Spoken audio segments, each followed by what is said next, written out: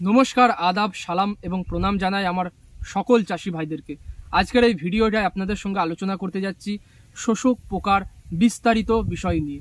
শোষক পোকা থেকে আপনারা যদি নিস্তার পেতে চান, যদি আপনারা চান যে জমিতে শোষক পোকা না আসুক বা যদি এসে থাকে সেটা নিয়ন্ত্রণ হোক কম পয়সায়, বা যেখানে কম পয়সায় হচ্ছে না সেখানে বেশি পয়সায় অর্থাৎ বেশি দামি ওষুধ দিয়ে, তো যে কোনোভাবে হোক আমাদের শোষক পোকাটাকে নিয়ন্ত্রণ করতে হবে, না হলে ধান কিন্তু শেষ হয়ে যাবে।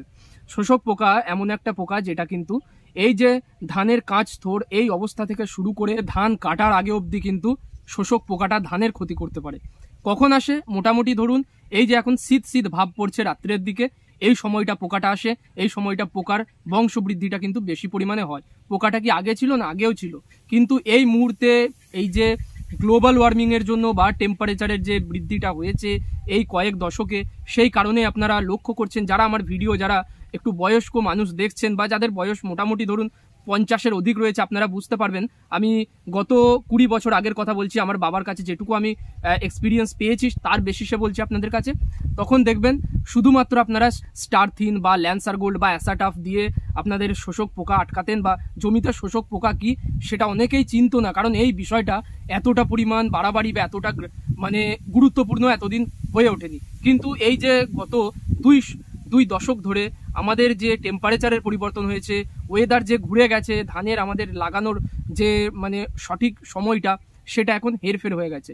তার কারণে কি হচ্ছে, আমাদের যাদের ধান ধরুন এখন এই মাত্র আমরা যাদের শীষ বার হচ্ছে দেখতে পাবেন গোড়ার দিকে ছোট ছোট ছোট ছোট কিন্তু বাদামি শোষক পোকা, যেটাকে অনেক জায়গায় বলা হয় বিপিএইচ বা ব্রাউন প্লান্ট হপার বা কারেন্ট পোকা বা চুষি পোকা, বিভিন্ন জায়গায় বিভিন্ন নামে ডাকা হয়। মূলত এটা এক ধরনের মানে রস শোষণকারী পোকা, যেটার কালারটা হয় বাদামি বর্ণের, আর এক ধরনের হয় একটু সাদা বর্ণের। দুই রকমের শোষক পোকা হয়। আপনারা অনেকেই এই বিষয়টা জানেন না বা চিনতে পারেন না। যে কোনো একটা পোকাকে দেখে ভাবেন এটা শোষক পোকা, যেটা কিন্তু মোটেই নয়।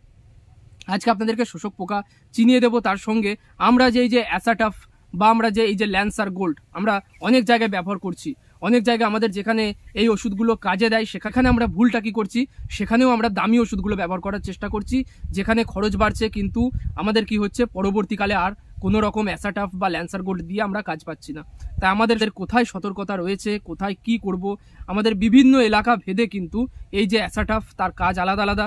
বিভিন্ন ধানের বয়সে বিভিন্ন ধানের বিভিন্ন জীবন দশায় কিন্তু এই অ্যাসাটাফের কাজ আলাদা আলাদা, বা এই অ্যাসাটাফ কিন্তু কোনো একটা সময়ে কাজ করে, কোনো একটা সময়ে করে না, বা এই ল্যান্সার গোল্ডটাও একটা সময়ে কাজ করে, কোনো একটা সময়ে করে না। এবং এটা কিন্তু এলাকা ভেদেও হয়, বা কোনো কোনো ক্ষেত্রে কিন্তু একটা এলাকাতেই এক সময়ে দেখছেন অ্যাসাটাফ দিয়ে কাজ হচ্ছে, আবার দেখছেন কয়েকদিন পরে অ্যাসাটাফে কাজ হচ্ছে না। এই বিষয়টা নিয়ে আজকের ভিডিওটাই গুরুত্বপূর্ণ, আপনাদের সঙ্গে আলোচনা করব। খুব বিষয়টাকে গভীরভাবে বুঝবেন, জানবেন, না জেনে কিন্তু ওষুধ ব্যবহার করবেন না।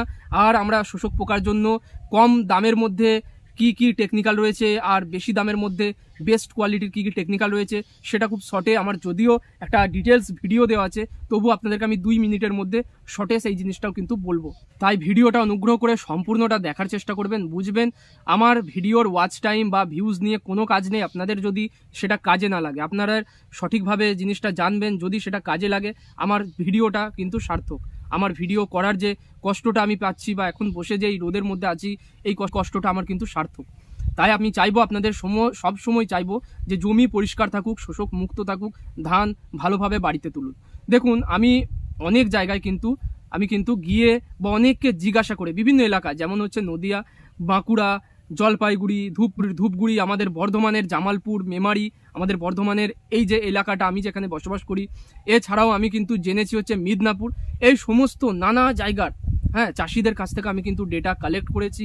সেখানে কোনো কোনো জায়গায় আমি গেছি, গিয়ে আমি যে ডেটাটা কালেক্ট করেছি সেটার পরিপ্রেক্ষিতে আপনাদের কাছে কিছু কথা বলবো। দেখুন বাঁকুড়ার এমন অনেক জায়গা আছে যেখানে কিন্তু ল্যান্সার গোল্ড বা যেখানে কিন্তু অ্যাসাটাফ দিয়ে কাজ পাওয়া যায়, সেটাও হচ্ছে প্রিভেন্টিভ অবস্থায়। রোগ লেগে গেলে আর ওই অ্যাসাটাফ দিয়ে কিন্তু বিশেষ একটা কাজ পাচ্ছি না, বা তার অ্যাকশনটা কিন্তু বেশি দিন পাচ্ছি না, ওই হয়তো 10 থেকে 12 দিন, এরপরে পুনরায় আবার আমাদেরকে স্প্রে দিতে হচ্ছে।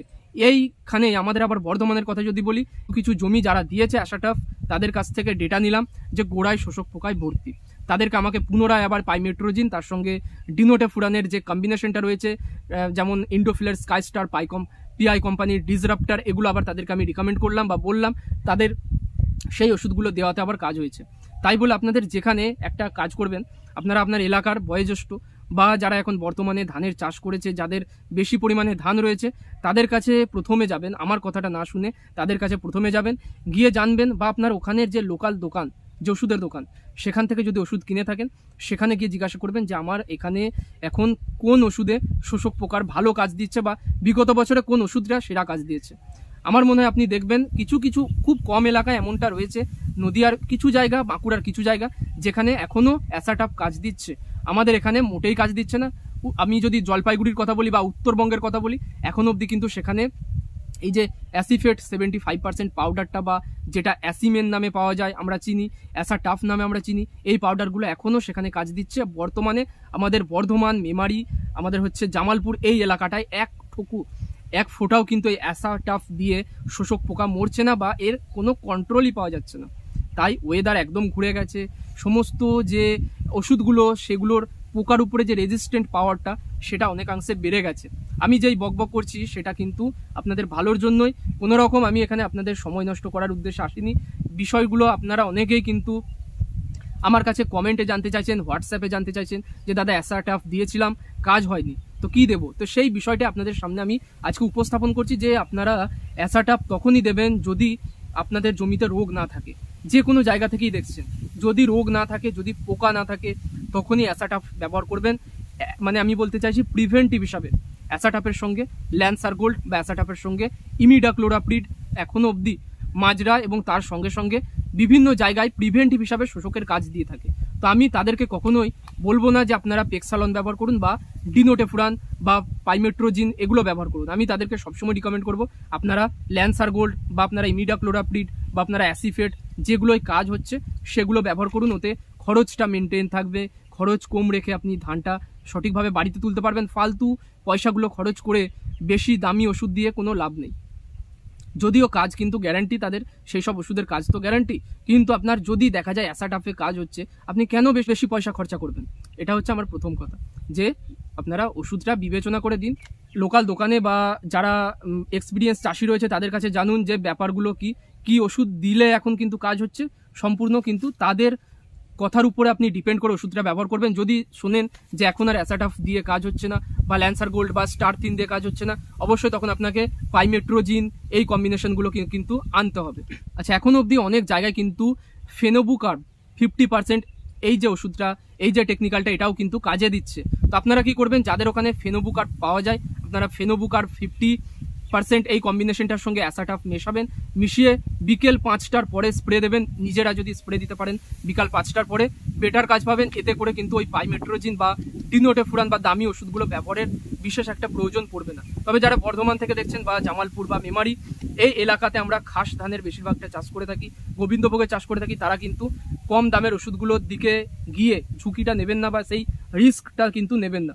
সবসময় ভালো ওষুধ, দামি ওষুধ, যেমন হচ্ছে স্কাই স্টার, যেমন হচ্ছে আপনার পিআই কোম্পানির ডিসরাপ্টার, আমাদের রয়েছে ভেস্টোরিয়া, পেক্সালন, এই জাতীয় ওষুধগুলো ব্যবহার করার চেষ্টা করবেন। ওতে করে কাজ যেমন আপনি গ্যারান্টেড কাজ পাবেন, দুটো পয়সা বেশি লাগলেও কিন্তু কাজটা আপনি দারুণ পাবেন। এতে করে 31 দিন কিন্তু আর কোনো রকম স্প্রে দিতে হচ্ছে না। আর যারা এই যে ফেনোবুকার্ব বা হচ্ছে অ্যাসাটাফ ব্যবহার করবেন, তাদের এই ওষুধগুলো কিন্তু 20 দিন, ম্যাক্সিমাম 20 দিন, যদি মানে পোকার চাপ খুব কম থাকে তবেই 20 দিন কাজ পাবেন। না হলে কিন্তু 10-12 দিনের মধ্যে পুনরায় দেখবেন আবার কিন্তু পোকা জমির গোড়ায় গোড়ায় কিন্তু দেখতে পাবেন, জ্যান্ত ঘুরঘুর কিন্তু করবে, বা যে শোষক পোকাগুলো এগুলো কিন্তু আপনারা আবার পুনরায় দেখতে পাবেন। যদি আপনার এলাকায় এবছর যে পরিমাণ শোষকের উৎপাত, যে পরিমাণ শোষকের চাপ রয়েছে, গত বছরের তুলনায় কিন্তু প্রায় বলবো আমি ডবল পরিমাণে কিন্তু এবছর শোষক পোকার উৎপাত। বহু জায়গা এমন রয়েছে যেখানে শীষ বার হবার আগেই শোষক পোকা আক্রমণ করেছে, অনেক জায়গা এমন রয়েছে যেখানে শোষক পোকা এতদিন অবধি আসতোই না, সেসব জায়গাতেও কিন্তু এখন শোষকের ওষুধ লাগছে।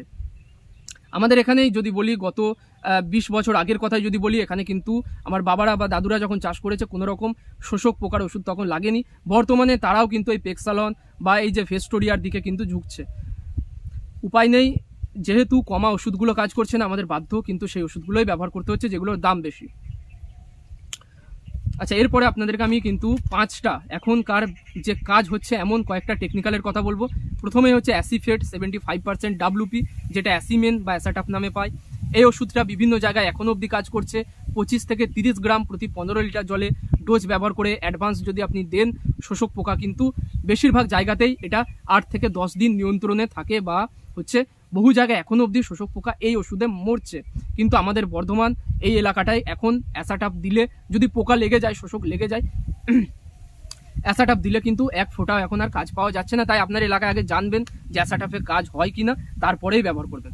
দ্বিতীয় আমাদের টেকনিক্যাল হচ্ছে ফেনোবুকার্ব 50% ইসি ফর্মুলেশনের ওষুধটা, যেটা আপনারা বালি দিয়ে মাখিয়ে জমিতে ছড়াতে পারেন বিকাল 5টা বা বিকাল 4টার পরে, অর্থাৎ রোদ পড়ে যাবার পরে, বা স্প্রে দিতে পারেন, কিন্তু এটাও কাজ হয়।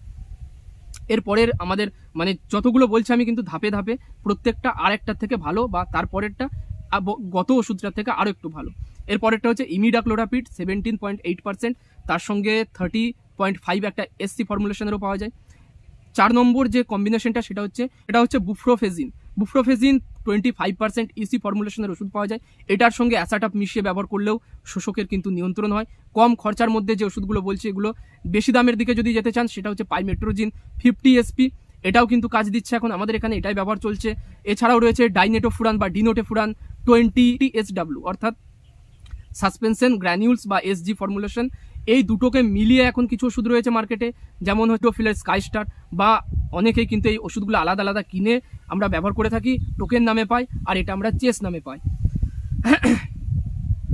এরপরে সবচেয়ে বেটার যে এখন কাজ দিচ্ছে আমাদের এখানের কথা বলবো, আপনার ওখানে কি কাজ দিচ্ছে না দিচ্ছে সেটা সম্পূর্ণটা আপনার চেয়ে ভালো কিন্তু কেউ বলতে পারবে না। সেটা হচ্ছে ট্রাইফ্লু মিজোপাইরিম 10%। এই ওষুধটা আমার কাছে রয়েছে, আমি নিজে ব্যবহার করেছি সেহেতু আপনাদেরকে রিকমেন্ড করতে পারি। যেহেতু আমি ব্যবহার করে কাজ পেয়েছি, মাত্র 1 ঘন্টার মধ্যে একটা জমিতে সামান্য জায়গায় শোষক পোকা ছিল, সেই জায়গাটায় ব্যবহার করার পরে আমি দেখলাম সমস্ত শোষক পোকা কিন্তু মরে গেছে, এবং একটা শোষক পোকাও কিন্তু আর জীবন্ত নেই, জাস্ট 1 ঘন্টা পরেই। এই ওষুধটার কাজের গ্যারান্টি আমি নিতে পারি।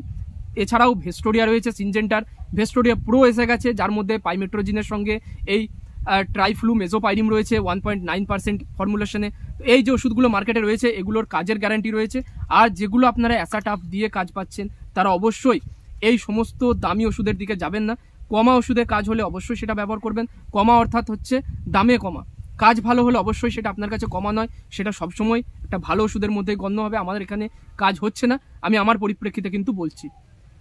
দেখবেন আপনারা বিভিন্ন ইউটিউব চ্যানেলে তাদের ওখানের ভিত্তিতে, যেমন হচ্ছে কেউ হয়তো বাঁকুড়া থেকে ভিডিও করে, সেখানের কোন ওষুধ ব্যবহার হচ্ছে বা কোন ওষুধে কাজ হচ্ছে সেটা আপনাদেরকে বলছে। হয়তো আপনি বর্ধমান থেকে সেই ভিডিওটা দেখছেন এবং আপনি ওই ওষুধটা ব্যবহার করে কি পাচ্ছেন না, কোনো কাজ কিন্তু পাচ্ছেন না।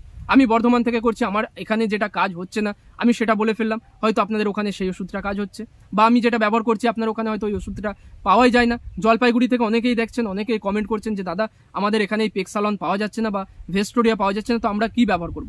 তো সেখানে যেটা নর্মালি ব্যবহার করা হয় সেটা হচ্ছে অ্যাসিফেট, তার সঙ্গে ল্যান্সার গোল্ড। তো আপনারা সেটাই ব্যবহার করবেন, অন্য কোনো বিকল্পর দিকে কেন যাবেন? যদি আপনার ওখানে একটা ওষুধ দিয়ে কাজ পাওয়া যাচ্ছে সেটা আপনি জানেন, তাহলে কোনো মতেই আপনি অন্য ওষুধের ধারে যাবেন কেন? সবসময় খরচা কমিয়ে ওষুধটা দেওয়ার চেষ্টা করবেন, এতে করে কিন্তু লাভটা বেশি থাকবে বা ভালো থাকবে।